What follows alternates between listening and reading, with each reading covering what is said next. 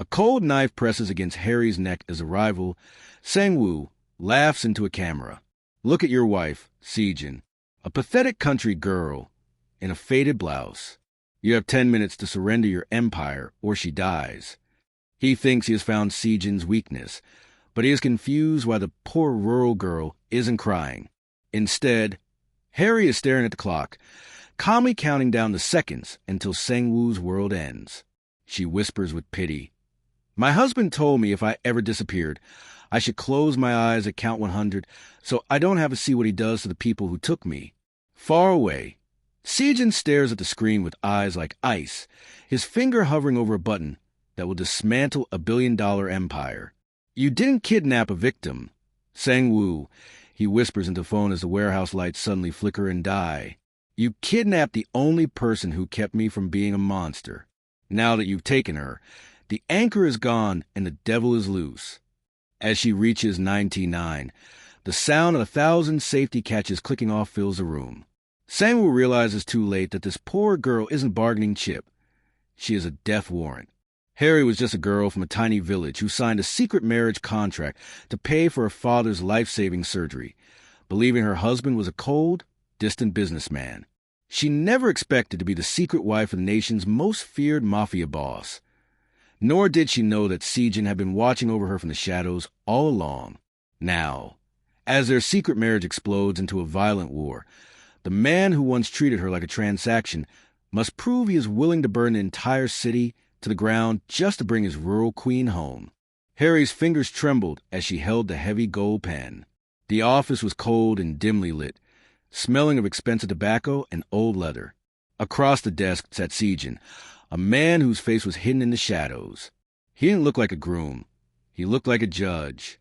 She looked down at the marriage contract. To the rest of the world, this was a holy bond. To her, it was a price tag.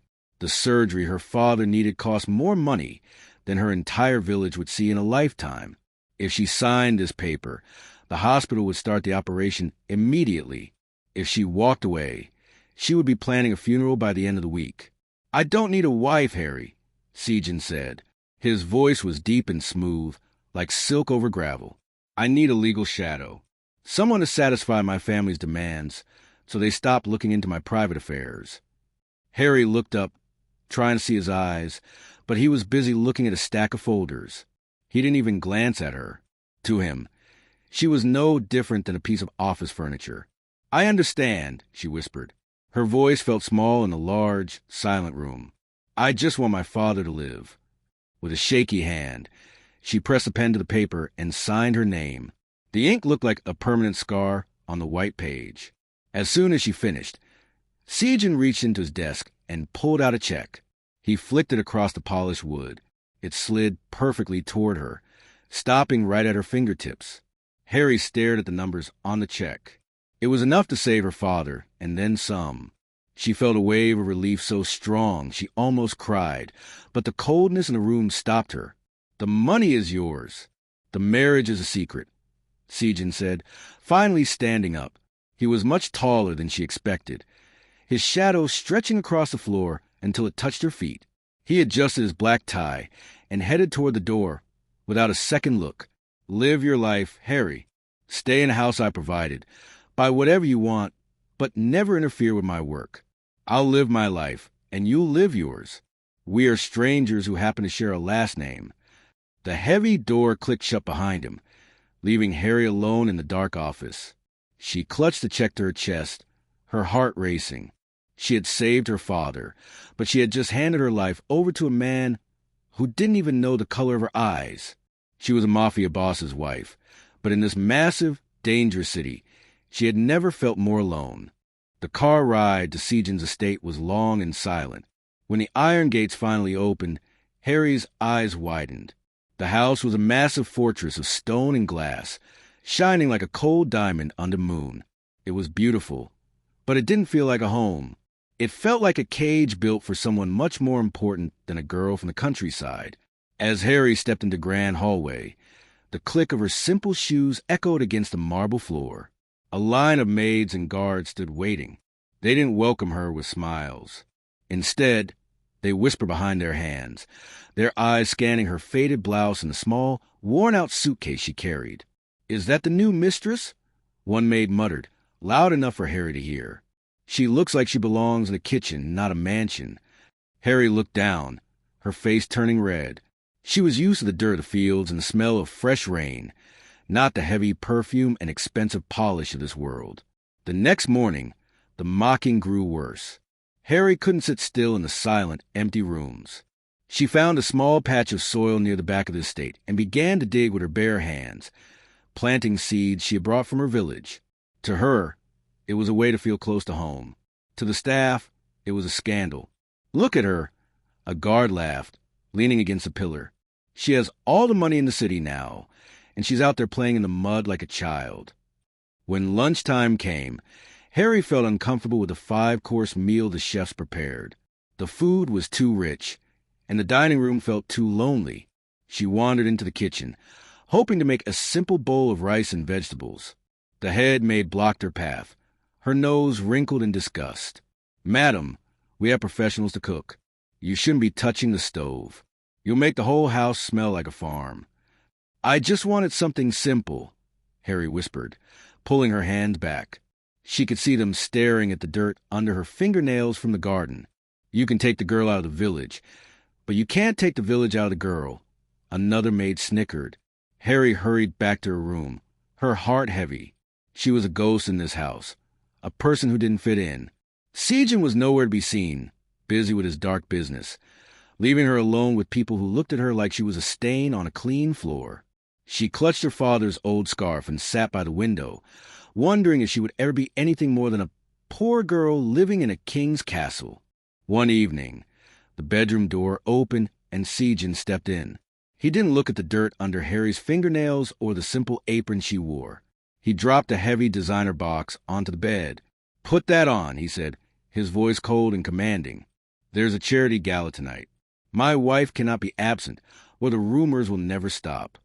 Haeri opened the box to find a dress that cost more than her father's entire house.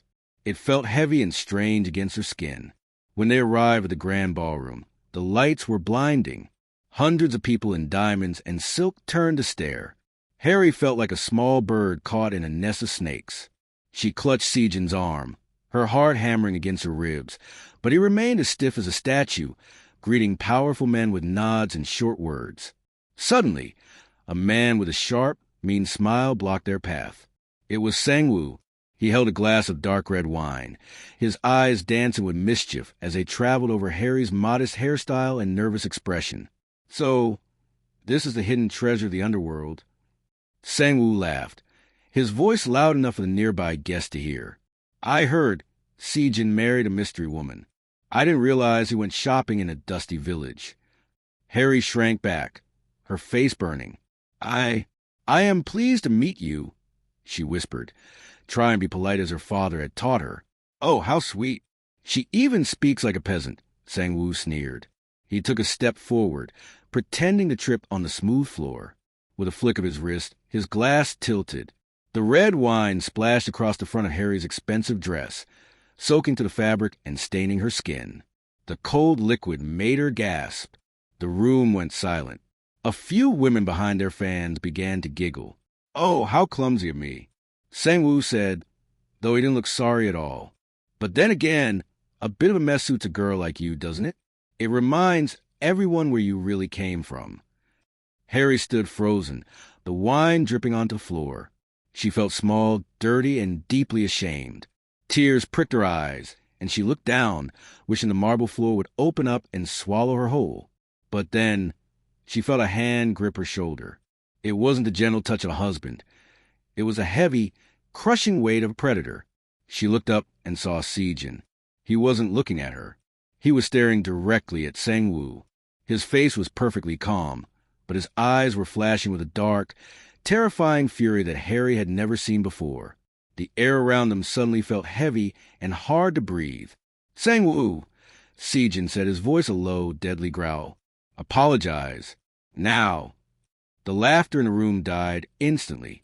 Sangwoo's smile faltered, his hand beginning to shake. For the first time, Haeri realized that her husband didn't just have money. He had a darkness that made even the bravest men tremble. After the nightmare at the gala, Sejin's coldness seemed to grow even sharper. He barely spoke to Haeri, leaving her to wander the massive estate alone. Desperate for a moment of peace, Haeri decided to walk to the local market to buy some fresh soil for her small garden.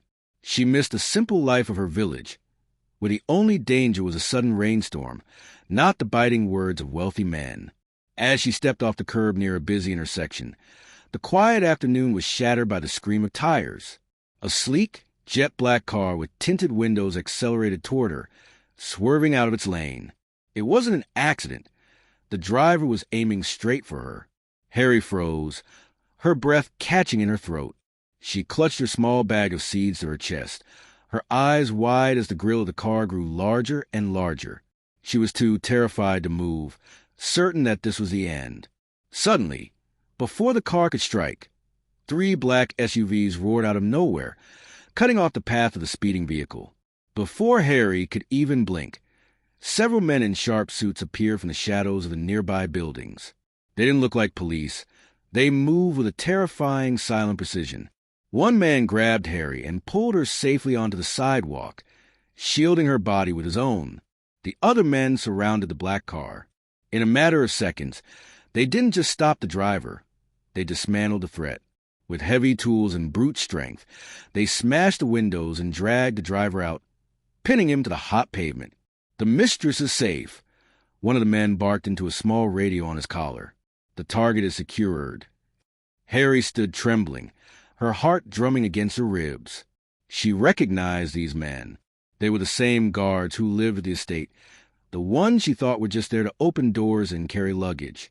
But the way they handled their weapons and the cold look in their eyes told a different story.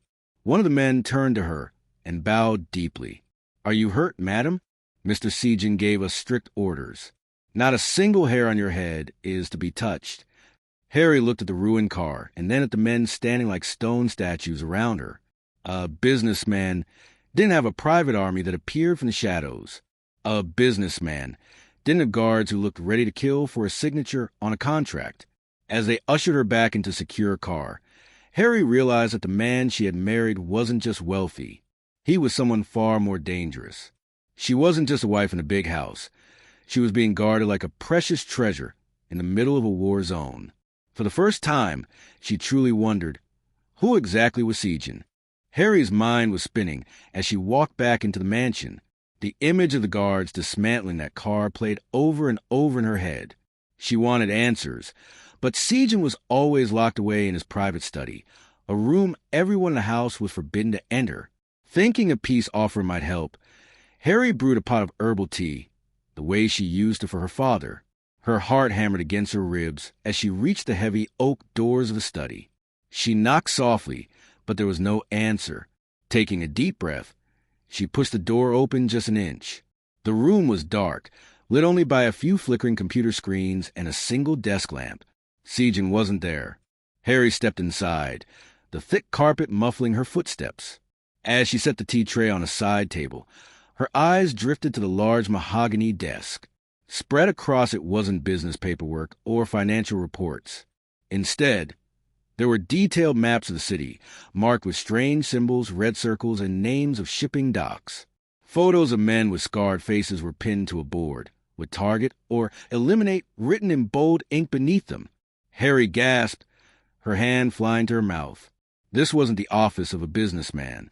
This was a war room. "I told you never to come in here." The voice was like a whip cracking in the silence. Haeri spun around, dropping the teacup.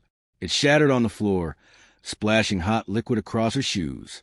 Sejin was standing in the doorway, his silhouette tall and terrifying. His jacket was off, and his shirt sleeves were rolled up, revealing a dark tattoo of a dragon winding down his arm.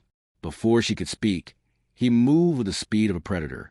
In one swift motion, he closed the distance and pinned her against the closed door. He slammed his hand against the wood right next to her head, the sound echoing like a gunshot. "What did you see?" he growled, his face inches from hers. Haeri could feel the heat radiating from his body and the cold fury in his eyes. I only brought tea," she stammered, her voice trembling. "Sejin, were those maps?" Who are those people? Sejin's eyes darkened, and he leaned in even closer, his breath ghosting over her skin. The tension in the room was so thick, it was hard to breathe. This isn't a game, Haeri. The people on those maps don't care about your garden or your village. If they find out you've seen this, they won't just spill wine on your dress. They will end you to get to me. He gripped her chin gently but firmly, forcing her to look at him. You signed a contract for a quiet life. If you want to stay alive, forget everything you saw in this room. My world is a graveyard, and I won't let you be the next one buried in it. He let go of her, but the air remained heavy with danger. Haeri fled the room, finally realizing that the man she married was more than just a boss. He was a king who ruled through blood and fire. Across the city, in a room filled with cigarette smoke and screens, Sang-woo watched a graining video of the gala. He replayed the moment Sejin had gripped Haeri's shoulder, focusing on the dark fury in Sejin's eyes. For years, Sang-woo had looked for a crack in the Mafia King's armor, and he had finally found it. He's softening, Sang-woo whispered to his men, a jagged smile spreading across his face. The great dragon has a heart after all, and it's beating inside that little country girl. To Sang-woo, people were just tools. He didn't care about the silent rules of the underworld that said families were off-limits. He only cared about the city's shipping docks, the massive trade routes that Sejin controlled. If he had those docks, he would be the richest man in the country. He knew Sejin would never sell them, but he might just trade them for a life. Get the car ready, Sang-woo commanded, standing up and smoothing his suit. We aren't going after his guards or his money anymore. We're going after his heart. The next morning, the air felt heavy and still. Haeri spent her time at the hospital, sitting by her father's bed and telling him about the flowers she was planting. She tried to forget the terrifying maps she had seen in Sejin's study and the way he had pinned her against the door. She wanted to believe he was just a protective man, not a monster. As she walked out of the hospital toward the waiting black SUV, she noticed the usual guards weren't at their posts. The street was strangely empty. A white van with no license plates suddenly swerved around the corner, blocking her path. Before Haeri could scream or run back inside, 4 men wearing masks jumped out. One of them held a damp cloth over her mouth. She struggled, her small hands clawing at his arms. But the world began to spin and fade into darkness. The last thing she heard was a cold, familiar voice on a radio. "We have her," the voice said.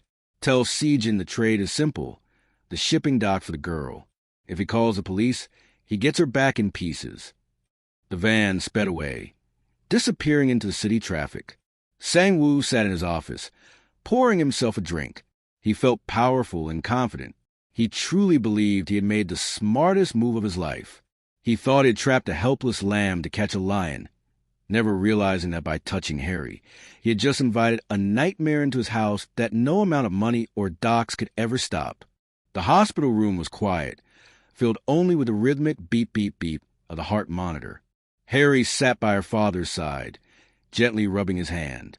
She felt safe here, away from the cold marble floors of the mansion and the terrifying secrets in Sejin's study.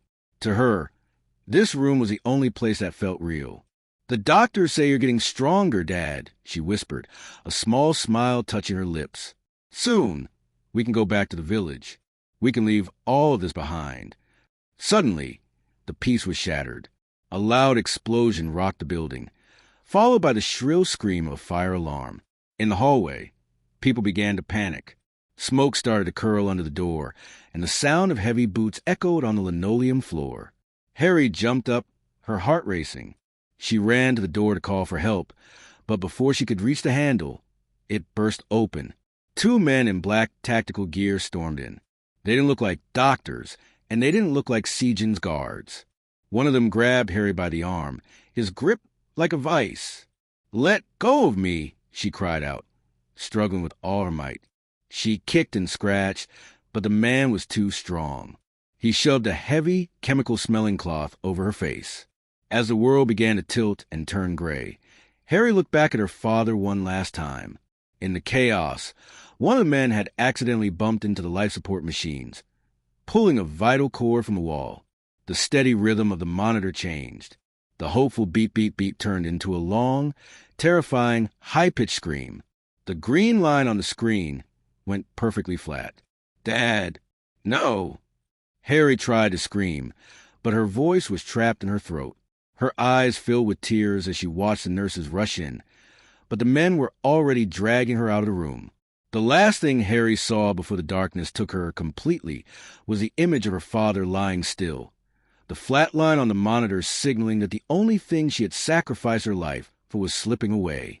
She was being snatched into a nightmare, and as the van door slammed shut, she felt her heart break into 1,000 pieces. Sang-woo's men didn't just take her body. They took her hope. They had no idea that by hurting the one thing Sejin's wife loved, they had just guaranteed that Sejin would leave nothing of their world standing. When Sejin arrived at the hospital, the air was still thick with the smell of smoke and panic. He didn't look at the burnt walls or the crying people in the hallway. He walked straight to the room where Haeri's father lay. The room was a mess of knocked-over chairs and broken glass. His eyes fell on the floor. There, lying near the bed, was the soft brown headscarf Haeri always wore. It was torn and stained with dirt from a heavy boot. Sejin picked it up, his large hand trembling slightly as he felt the simple fabric. This was the only thing she had brought from her village, the only thing that made her feel safe. Seeing it crushed on the floor felt like a knife to his heart. He looked at the heart monitor. It was silent. The flat green line told him everything he needed to know. Sang-woo's men hadn't just taken his wife. They had destroyed the only thing she had sacrificed her life to protect. A cold, terrifying change came over Sejin. The businessman was gone. The man who tried to be quiet and distant was gone. In his place stood the dragon, the king who ruled the city with blood. His face became as hard as stone, and his eyes glowed with a fury that made his own guards back away in fear. He pulled his phone from his pocket and made a single call. He didn't wait for a greeting. "Activate everyone," Sejin said. His voice was a low, deadly whisper that sounded like a promise of death. "I want the city locked down. Close the bridges. Stop the trains. Block every road leading out of the docks. I want every soldier we have on the streets." He gripped the broken headscarf tightly in his fist. "No one breathes in the city until I find her. If anyone gets in the way, remove them. If Sang-woo thinks he can play games with me, show him what happens when I stop being human." He hung up and turned to his head guard, who was already sweating. "Find out where they took her. I don't want a report. I want a location. And tell the men to bring the heavy weapons. Tonight, we aren't taking prisoners." As Sejin walked out of the hospital, the sky seemed to turn dark.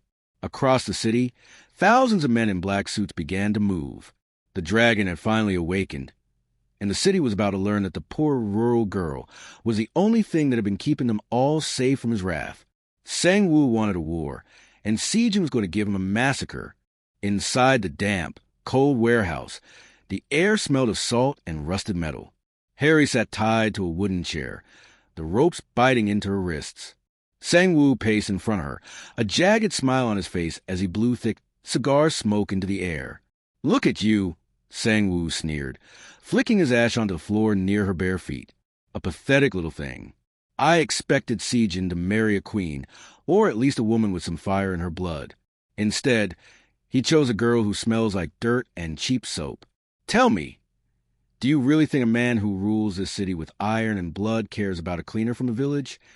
He leaned down, his face inches from hers, trying to find a flicker of fear. He wanted her to beg. He wanted her to cry so he could record her voice and break Sejin's spirit. But as the seconds ticked by, the silence grew heavy. Haeri didn't look away. Her life in the village had been hard. She had survived long winters, failed harvests, and the exhausting work of the fields. She had learned early on that crying didn't fix a broken plow, and fear didn't put food on the table. Her rural upbringing had given her a quiet, steady strength that a man like Sang-woo could never understand. "My husband told me to stay out of his business," Haeri said, her voice surprisingly calm. "He told me our marriage was just a contract. But I saw his eyes when he looked at my father's hospital bills. And I saw his face when he found out someone touched what belongs to him." Sang-woo laughed, but it sounded forced. "He's a businessman, darling.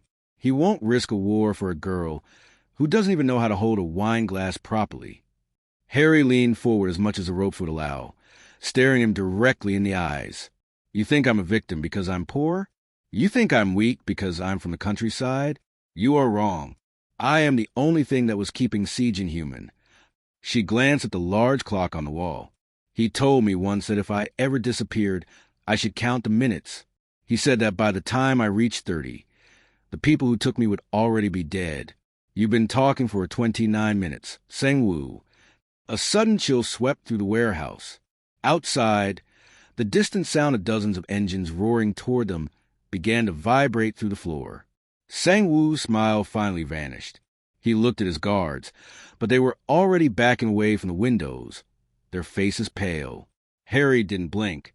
You didn't find his weakness, she whispered. You found the trigger. And now, there is nowhere left for you to hide. Sang-woo's phone shrieked on the metal table, the vibration rattling the empty bullet casing scattered nearby. He snatched it up, his knuckles white. He had practiced his demands 100 times. He wanted the shipping docks, the city's trade routes, and every cent in Sejin's offshore accounts. He wanted to be the new king. I have your wife, Sejin, Sang-woo shouted into the phone, his voice shaking with a mix of excitement and fear.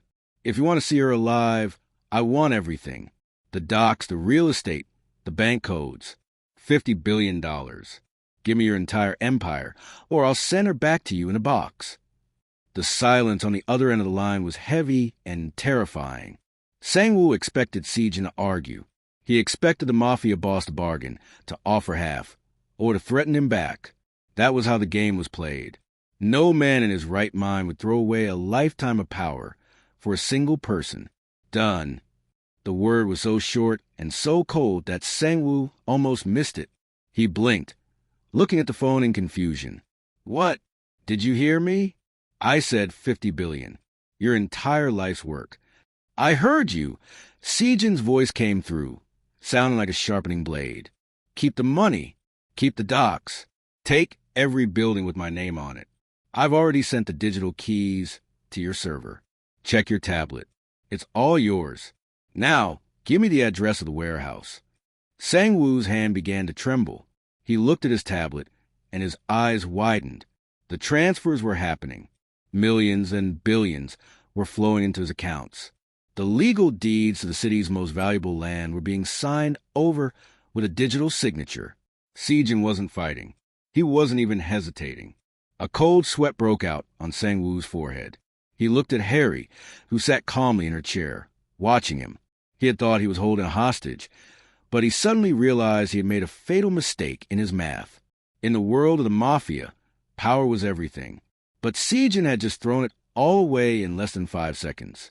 To Sejin, the $50 billion wasn't fortune. It was just trash compared to the girl from a village. You just gave it all up? Sang-woo whispered, his voice cracking.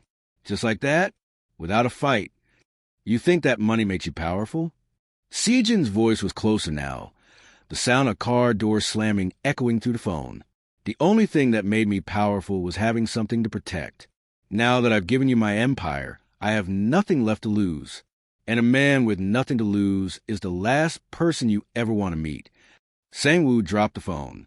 He had the money, but for the first time, he felt completely poor. He realized that by taking Haeri, he hadn't stolen Sejin's treasure. He had removed the only leash holding back a monster. Sejin was coming, and no amount of money in the world could buy Sang-woo's safety now. The warehouse doors didn't just open. They groaned and buckled as if the building itself were afraid. A single silhouette stood against the pouring rain outside. It was Sejin. He wasn't wearing his expensive suit jacket anymore, just a white shirt with the sleeves rolled up, revealing the dark ink of the dragon on his arm. He didn't have a gun in his hand. He didn't have a shield. He only had a look of such pure, cold hatred that the air in the room seemed to freeze. Kill him. Sang-woo screamed, his voice cracking with panic. What are you waiting for? Shoot him. The guards, terrified for their lives, opened fire. The sound was deafening, a storm of lead and thunder that echoed off the metal walls. Bullets sparked against the concrete floors and tore through the wooden crates. But Sejin didn't run. He didn't dive for cover. He walked forward with a slow, steady rhythm, like a ghost passing through a nightmare. It seemed impossible. He moved through the hail of bullets as if they were nothing more than raindrops. Every step he took was calm, deliberate, and full of purpose. His eyes never left Sang-woo. He wasn't looking at the shooters or the guns. He was looking at the man who had dared to touch Haeri. One guard, his hand shaking so hard he could barely hold his weapon, stood in Sejin's path. Sejin didn't even slow down. With a move so fast the eye could barely follow, he disarmed a man and sent him crashing into a stack of steel pipes with a sickening thud. He didn't stop to check if the man was breathing. He didn't care about the money Sang-woo had stolen, and he didn't care about the empire he had just given away. He wanted the only thing that could pay for Haeri's tears: blood. Sang-woo backed away, stumbling over a discarded coil of rope. He looked at his men, but they were dropping their weapons and fleeing into the shadows. They realized that no amount of pay was worth standing in front of a man who had walked through a firing squad without blinking. Haeri watched from her chair, her breath catching in her throat. She saw the blood on Sejin's knuckles and the way his shirt was torn, but his face remained a mass of stone. He looked like a god of war who had come to collect a debt. When he finally reached the center of the room, the gunfire stopped. The only sound left was a steady drip, drip, drip of water from the ceiling and the heavy thud of Sejin's boots. He stood just feet away from Sang-woo, who was now trembling on the floor. Sejin didn't say a word. He just looked down at the man who had tried to break his heart, and in that silence, Sang-woo realized that the warehouse wasn't a trap for Sejin. It was his own tomb. Sejin hadn't come to negotiate. He had come to end the world of anyone who thought they could take his queen. The warehouse fell into a deathly silence. Sang-woo was on his knees, gasping for air, his face pale and covered in sweat. Sejin stood over him, his shadow swallowing the smaller man whole. With a slow, steady motion, Sejin reached into the back of his waistband and pulled out a heavy, black handgun. The click of the safety being switched off sounded like a thunderclap in the empty space. He pressed the cold barrel of the gun directly against Sang-woo's forehead. Sejin's finger tightened on the trigger, his knuckles white. His eyes were void of any emotion. There was no mercy left in him, only the cold, hard logic of the world he had built. Sang-woo had taken his wife, hurt her father, and tried to steal his life. In Sejin's world, there was only one way this could end. Please, Sejin, no. The voice was small and cracked with emotion, but it hit Sejin harder than any bullet could. He froze. He turned his head slightly to see Haeri struggling against the ropes.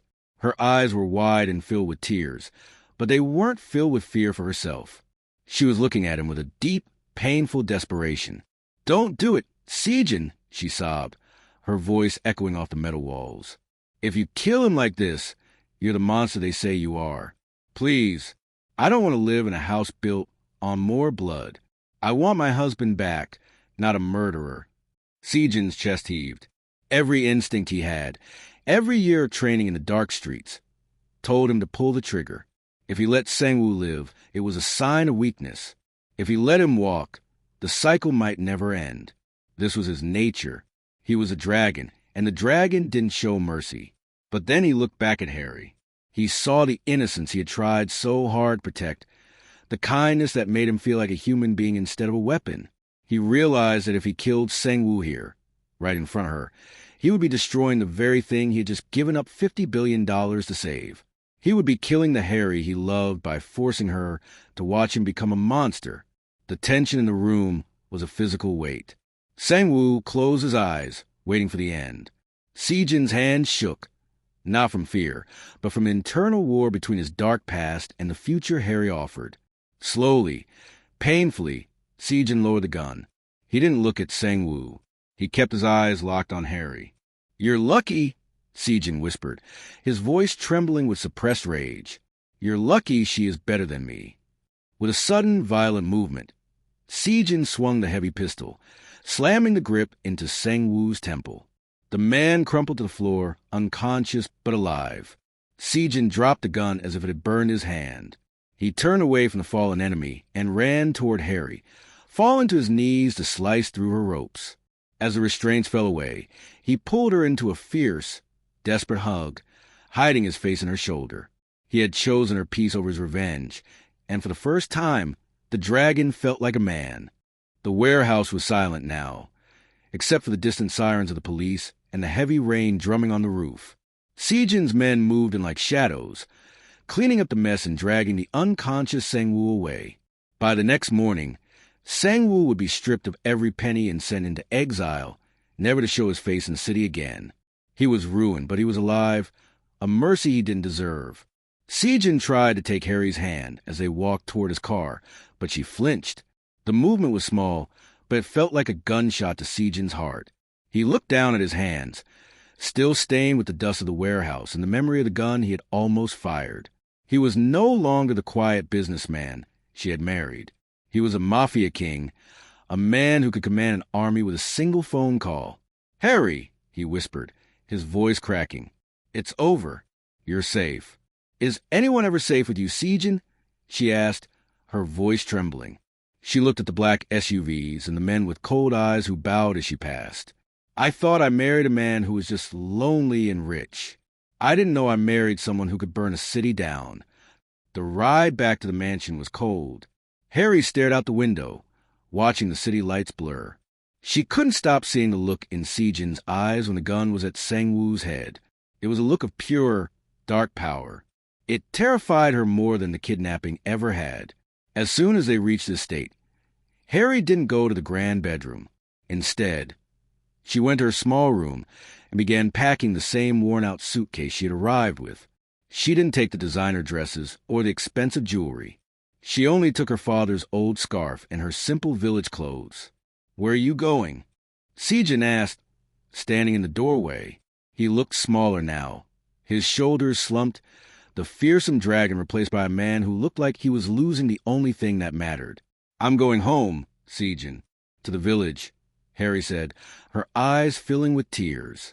"My father is gone, and this house, it's filled with ghosts and secrets. I don't belong in a world of shipping docks and ransoms. I just want to be the girl who plants seeds and watches the rain." "I gave up everything for you," Sejin said, his voice desperate. "The empire, the money, it's all gone. I chose you." "But you're still the king," she whispered, walking past him. "And a king always has enemies. I can't live wondering when the next van will come for me." She walked out of the mansion, the heavy iron gates clicking shut behind her. She headed toward the bus station, leaving the wealth and the violence behind. She thought she was heading back to her old life, but as she sat on the dusty bus, she realized she had left her heart in the hands of the monster she was running from. The village was exactly as Haeri remembered it. The air smelled of wood smoke and wet earth, and the only sound was the distant lowing of cattle. For a few days, she found a strange peace in the hard work of the fields. She spent her mornings pulling weeds and her afternoons repairing the fence around her father's old cottage. She tried to forget the cold marble of the mansion and the terrifying flash of Sejin's eyes. But the silence didn't last. On the fourth day, a sleek black car, totally out of place among the rusted tractors, crawled up the dirt path. Haeri didn't run. She stood in the garden, her hands covered in mud, as Sejin stepped out. He wasn't wearing a suit. He was dressed in a simple t-shirt and jeans, but he still looked like a king who had lost his way. "You shouldn't be here, Sejin," Haeri said, wiping her forehead with her arm. "This isn't your world." Sejin didn't answer with a command. He didn't bring guards. Instead, he walked over to the pile of heavy wooden posts she had been struggling to move. Without a word, he picked two of them up, his expensive watch glinting in the sun, and carried them to the fence line. The Mafia King was a disaster at farm work. He tripped over a hidden root, his polished boots sliding in the mud. He tried to use a hammer to fix a gate, but he hit the wood with so much force he nearly splintered it. He looked clumsy, frustrated, and completely out of his element. His hands, which were used to signing million-dollar deals and holding weapons, were now red and blistered from the rough cedar. Haeri watched him, a small, involuntary smile tugging at her lips. "You're going to break the fence, not fix it," she called out. Sejin stopped and looked at his muddy hands. Then at her. He looked vulnerable, stripped of the power and the fear that usually surrounded him. "I don't care about the fence, Haeri," he said, his voice quiet. "I don't have an empire anymore. I don't have the docks. I've spent my whole life building a throne, but it's just a cold seat in an empty room. He walked toward her, ignoring the mud staining his clothes. I'm not here as a king. I'm just a man who realized that $50 billion is worth nothing if I don't have a girl who counts to 100 for me. If I have to learn how to plant seeds and fix fences just to be near you, then that's my new business. Haeri looked into his eyes and didn't see the dragon. She saw a man who was terrified of being alone. She reached out, her muddy fingers touching his cheek, and for the first time, the world felt simple. He had followed her to the dirt and the dust, proving that he didn't want a queen. He just wanted her. Would you like me to write the final chapter, chapter 15, where they build a new life together? The village church was small and humble, filled with the scent of wild lilies instead of expensive incense.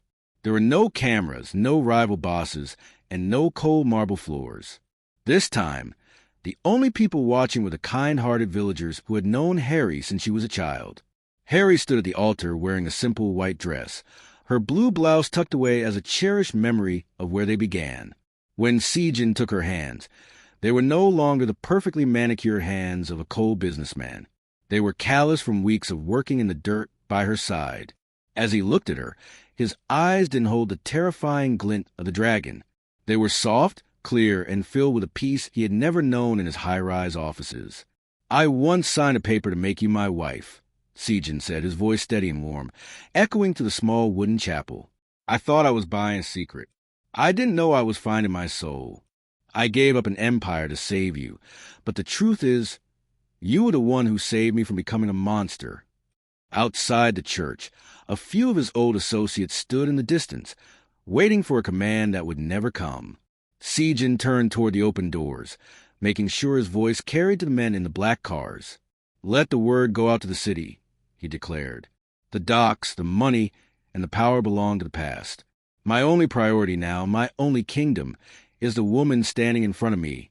If anyone threatens this peace, they aren't fighting a king. They are fighting a man who has everything to live for. It was a public declaration that the underworld was over for him. He was choosing the quiet life of the countryside over the violent throne of the city. He was no longer Sejin the Fearless. He was just Sejin, the husband of a girl from a tiny village. As they walked out of church as husband and wife, the villagers cheered, throwing flower petals into the air. Haeri leaned her head against his shoulder, feeling the strength of his arm, not as a weapon, but as a shield. The contract was gone, the secrets were buried, and the war was over. They walked back to their small cottage together, ready to plant new seeds in the garden they had built. The Mafia king had found his queen, and she had taught him that the greatest power in the world wasn't the ability to take a life, but the courage to love one.